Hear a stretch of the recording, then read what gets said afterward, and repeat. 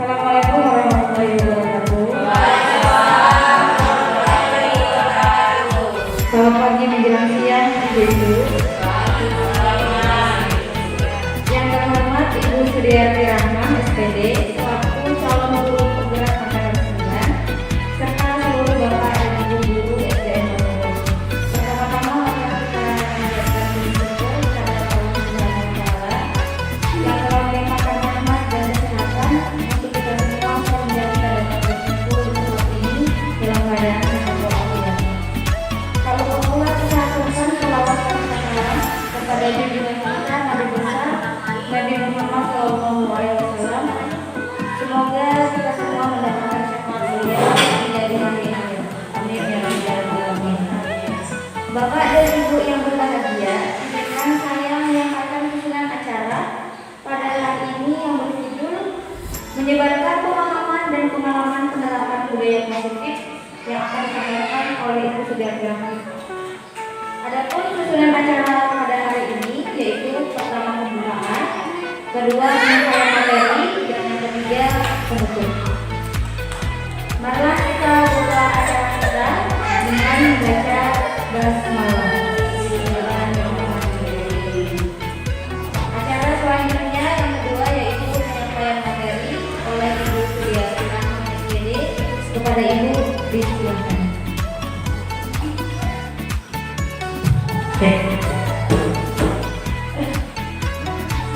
Assalamualaikum warahmatullahi wabarakatuh. Alhamdulillahirrahmanirrahim. Pada kesempatan hari ini kita dapat berkumpul di ruangan ini dalam rangka destinasi dalam menyebarkan pemahaman dan pengalaman penerapan budaya positif di sekolah kita. Bapak Ibu, pertama-tama saya mengucapkan banyak terima kasih karena pada kesempatan hari ini Bapak Ibu meluangkan waktunya untuk berkumpul pada hari ini untuk mengikuti yang segera saya sampaikan. Silakan.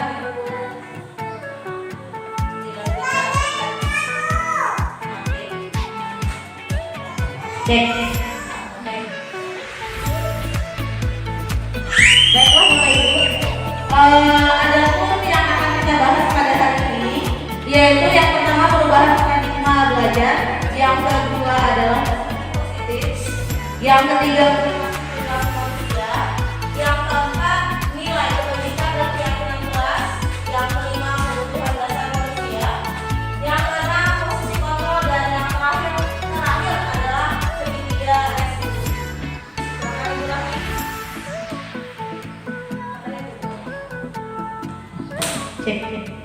Oke. Untuk yang pertama tadi kita akan membahas mengenai perubahan paradigma baru.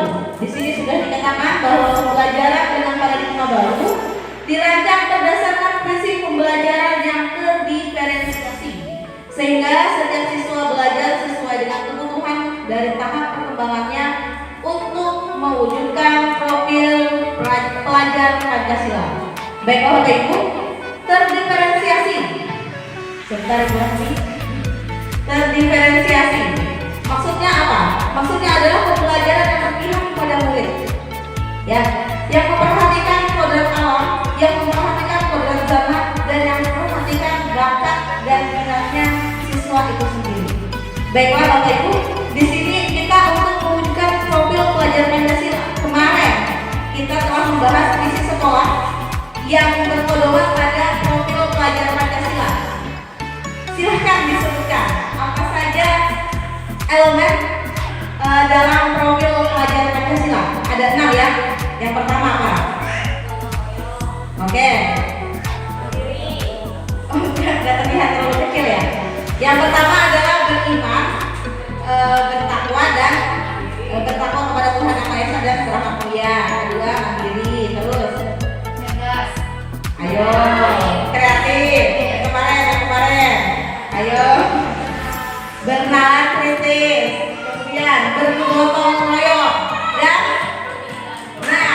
kebinekaan global. Ada 6 dimensi. Selanjutnya Ibu Rahmi. Oke. Nah,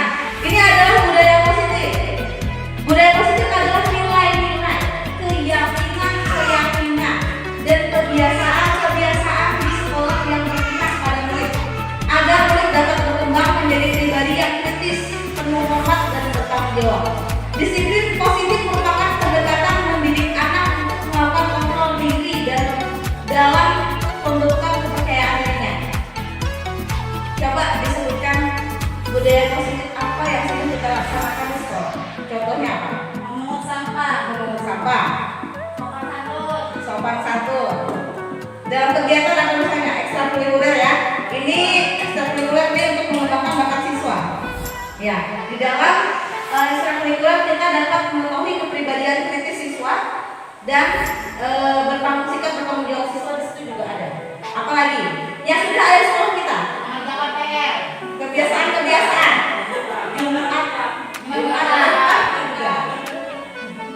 ya, itu adalah budaya positif yang ada di sekolah kita. Ini berkenaan sekolah kita aja Bapak Ibu, tidak usah kita melihat sekolah orang, sekolah kita aja. Silakan Ibu Rahmi. Oke, motivasi perilaku manusia. Motivasi adalah dorongan yang timbul pada diri seseorang secara sadar atau tidak sadar untuk melakukan suatu tindakan dengan tujuan. Ada 3 motivasi perilaku yang ada pada manusia. Yang pertama adalah untuk menghindari ketidaknyamanan atau lingkungan. Ini maksudnya Bapak Ibu. Pernah tidak Bapak Ibu ditanyakan oleh anak, Bu, kalau saya tidak mengerjakan ini Bu, apakah saya mendapatkan hukuman? Pernah. Itu motivasinya berarti dia keyakinan dia adalah saya harus mengerjakan ini supaya saya tidak mendapat hukuman. Berarti dia takut. Berarti dia motivasinya itu berdasarkan hukuman yang akan diterima pada saat itu. Nah yang kedua, untuk mendapatkan imbalan atau penghargaan dari orang lain. Sekarang yang kedua, apakah pernah Bapak Ibu ditanyakan oleh siswa, Bu, kalau saya mengerjakan ini kira-kira apa yang saya dapatkan? Maksudnya hadiah apa yang saya dapatkan dari itu? Pernah tidak? Nah ini berarti bukan dari dalam dirinya ya. Berarti dia mengharap sesuatu akan keberhasilan yang akan keberhasilan dan kira-kira apa? Ya, capaiannya Bu. Nah, ya, motivasinya berarti nomor 1 dan nomor 2 ini motivasinya itu bukan dalam dirinya ya. Nah, berdasarkan dengan hadiah tadi, berdasarkan dengan hukuman.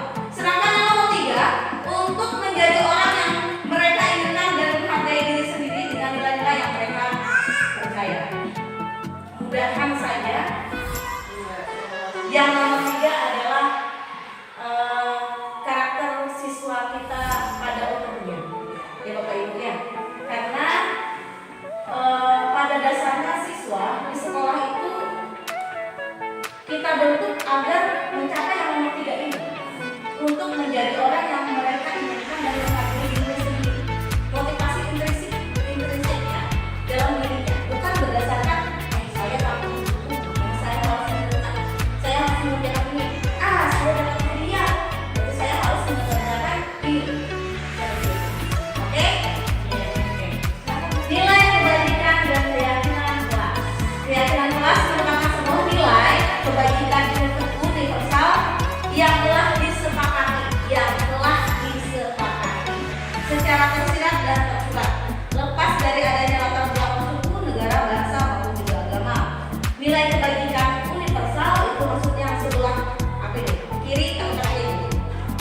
Nah, keadilan, tanggung jawab, kejujuran, bersyukur, lurus hati, berprinsip, integritas, kasih sayang, rajin, komitmen, percaya diri, kesabaran, dan masih banyak lagi.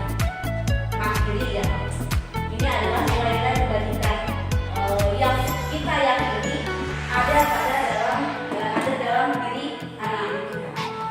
Ya, silakan Ibu Rahmi. Kebutuhan dasar manusia. Seluruh tindakan manusia memiliki tujuan tertentu. Semua yang kita lakukan adalah usaha terbaik kita untuk mendapatkan apa yang kita inginkan.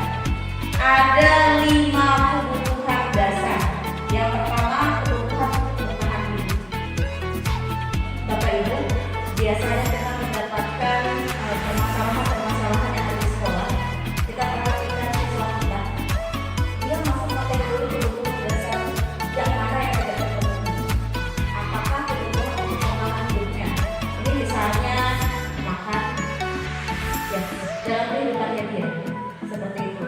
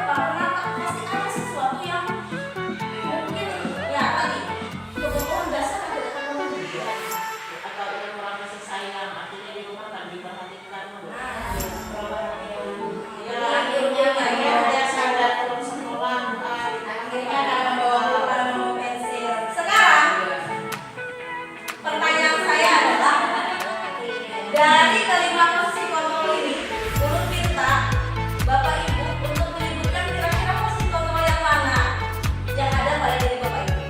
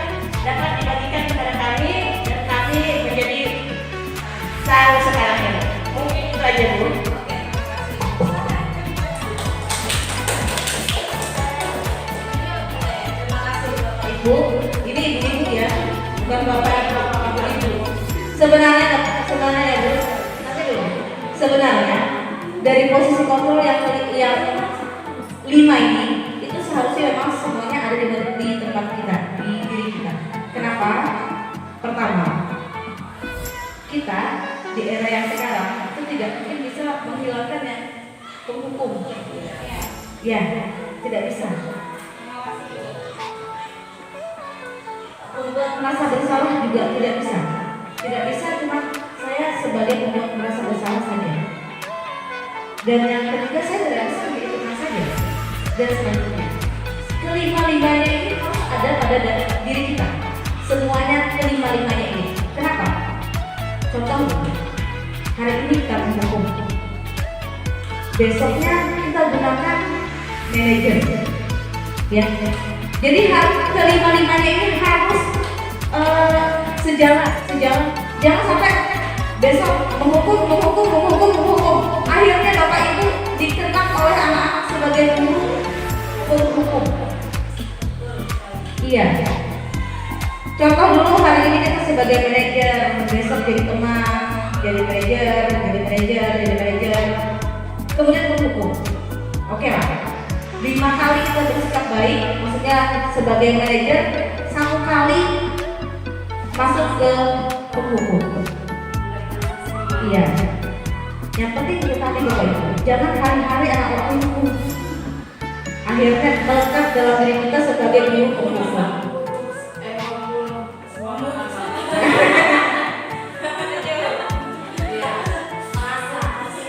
Oke, Ibu Rahmi, silakan.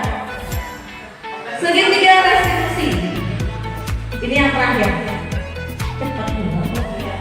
Segitiga restitusi merupakan proses untuk menciptakan kondisi bagi murid untuk memperbaiki kesalahan mereka, sehingga mereka bisa kembali pada keyakinan kelas dan menumbuhkan budaya politik dalam diri. Di sampingnya ada 3 segitiga restitusi, ada 3 validasi tindakan yang salah, menstabilkan identitas, kemudian menanyakan keyakinan siswa. Apabila Bapak Ibu mendapatkan permasalahan yang ada di lingkungan sekolah, contoh terlebih dahulu yang sudah kami lakukan, kami melihat ada salah satu siswa yang tidak memakai kaos kaki. Kita panggil. Sikap manajer tadi dengan langkah restitusi. Yang pertama menstabilkan identitas. Pertama kita ajak berbicara. Tahu tidak kenapa kamu dipanggil ke sini? Kalau dia bilang nggak tahu, ada sesuatu yang kurang tidak dalam pakaian. Saya lupa menggunakan kaos kaki. Seperti itu. Iya. Nah, sikap lupa ini kan hal yang biasa. Kemudian validasi tindakan yang salah. Iya. Apakah hari ini sikap ini salah atau benar? Tanyakan dulu sama dia. Salah atau benar? Dia sendiri yang meyakini bahwa dirinya salah, bukan kita yang bilang kamu salah. Jangan ya. Nanti kesadaran dari dalam diri. Kemudian menanyakan keyakinan. Kalau dia sudah punya keyakinan kelas ini ada tidak? Karena kita tunjukkan saja. Kira-kira keyakinan kelas yang mana yang kamu langgar? Kalau dia punya keyakinan kelas, masuk ke situ. Misalnya kalau dia menggunakan kaos kaki kan disiplin. Kalau dia disiplin, nah itu nanti dikasih tahu Bapak Ibu. Berarti keyakinan kelas yang telah dilanggar adalah poin disiplin. Kita tanyakan lagi apakah selanjutnya sikap ini diulang lagi atau bagaimana? Dari dia, jangan kita yang bilang sudah ulang lagi lah. Dari dia, karena apa yang dia bicarakan kita harapkan adalah sebuah kejadian yang tidak akan mereka ulang lagi. Alhamdulillah. Terima kasih banyak. Sekali lagi terima kasih banyak telah meluangkan waktunya di sini. Sekian dari saya. Saya kembalikan kepada Ibu Rahmi selaku moderator hari ini. Silakan Bu. Demikian yang dapat saya sampaikan selaku pembawa acara. Saya mohon maaf apabila ada kesalahan ucapan dan kata. Saya kirim ke